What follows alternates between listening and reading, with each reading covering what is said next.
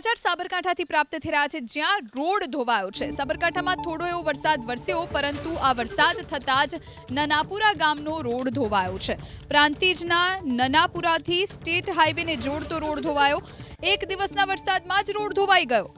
Dalpur national highway તરફ જતા ચાલકો માટે આ રોડ હવે બંધ કરવામાં આવ્યો છે, એટલે અન્ય કોઈ રસ્તો વૈકલ્પિક પસંદગી કરવાની રહેશે।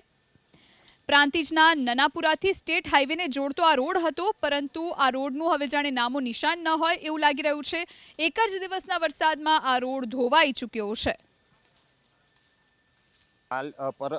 ગઈકાલે જે વરસાદ વધુ પડ્યો એ વરસાદના કારણે જે આજુબાજુના ખેતરોનું જ ખાલી પાણી આવેલ છે, એના ઉપર એક મોટું તળાવ છે, એનું પાણી હજી ઓવરફુલ થયું નથી।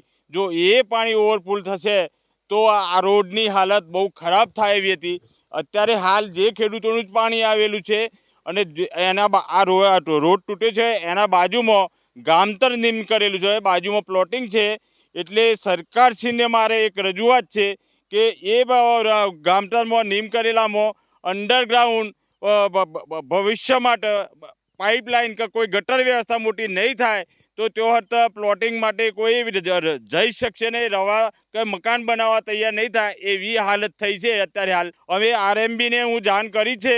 હું પૂર્વ સરપંચ છું, અત્યારે વહીવટદાર છે, એટલે હું આવીને તપાસ કરીને અને આરએમબીને જાણ કરી હતી, બધું કરેલું છે। પણ આને સત્વરે અને કોઈ પણ અત્યારે હાલ રસ્તો તૈયાર થાય એવી ગામજનોની અને મારી અને બધાની માગણી અને લાગણી